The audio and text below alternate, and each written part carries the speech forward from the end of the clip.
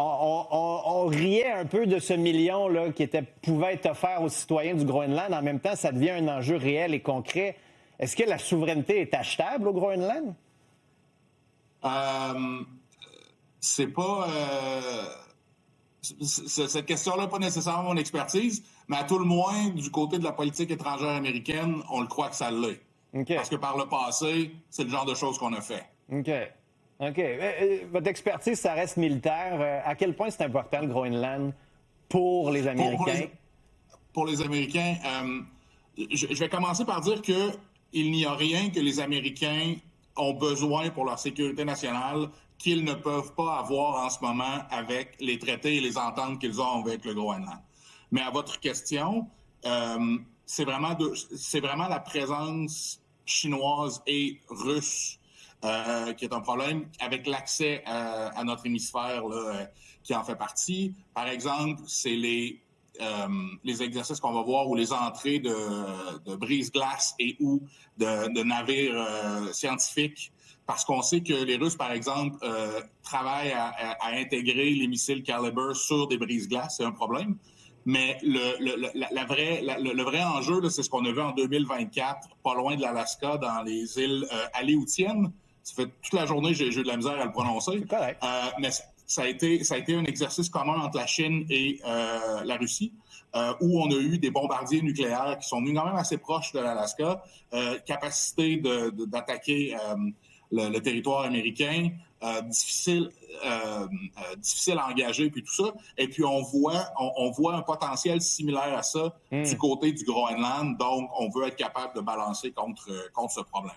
Puis à quel point on est inquiet pour vrai au Danemark? À quel point en ce moment les Danois se disent ça n'a pas de bon sens ou c'est du grand Trump et il dit n'importe quoi, ou on avait vu tantôt des images de J.D. Vance et là on se dit OK, c'est peut-être la rhétorique avant les actions et donc il faut se préparer. Est-ce qu'on peut se préparer à une invasion de la... Ça a l'air complètement loufoque, mais une invasion militaire américaine? Je crois qu'en ce moment, le monde entier commence à réaliser qu'il faut commencer à prendre au mot l'administration Trump lorsqu'ils évoquent une demande ou un besoin stratégique et tout ça. C'est sûr qu'on s'entend que la question est sur toutes les lèvres ici, c'est ce que tout le monde discute.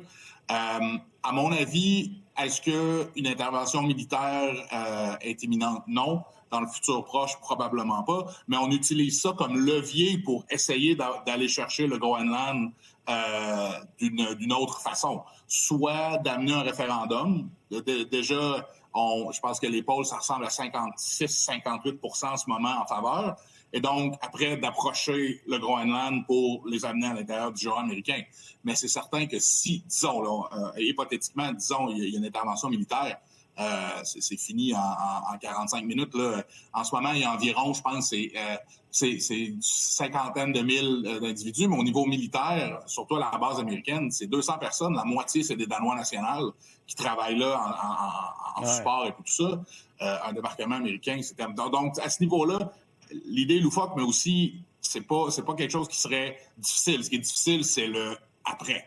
Ce qui se passe après. Et puis, pour revenir au début de votre question, je pense que de voir les politiciens danois qui, jusqu'à maintenant, étaient très reluctant, je suis désolé, ne voulaient pas... Réticents, merci beaucoup, ne voulaient pas d'escalade à la situation, qu'ils étaient conciliants avec les Américains, ils disaient on va rester à l'intérieur de nos traités de droit international, les Américains sont nos alliés numéro 1, blablabla. À changer de discours maintenant et à dire, écoutez, s'il y a une attaque, c'est la fin de l'OTAN, on voit quand même que la stratégie, mais aussi... c'est la fin de l'OTAN, mais si c'est la fin de l'OTAN, le Danemark, le Canada, tous ces petits pays-là perdent au change. L'OTAN, c'est les États-Unis. Là. Mais oui, puis les États... Vous avez 100% raison. À l'inverse, c'est aussi très bon pour les États-Unis, l'OTAN. C'est juste qu'en ce moment, au niveau de leur influence sur les politiques de défense européennes et puis tout ça, c'est je crois qu'on a une administration qui ne le reconnaît pas ou ne le reconnaît plus. On peut débattre, mais ça serait définitivement un gros problème pour la sécurité canadienne et la sécurité européenne. Jean-François Bélanger, j'aimerais ça qu'on se reparle bientôt parce que ça risque de bouger pas mal. Puis s'il se passe des choses chez vous au Danemark, là, revenez-nous parce que c'est vraiment très intéressant puis on veut suivre ça de très près. Donc, je vous dis à très bientôt. OK, M. Bélanger?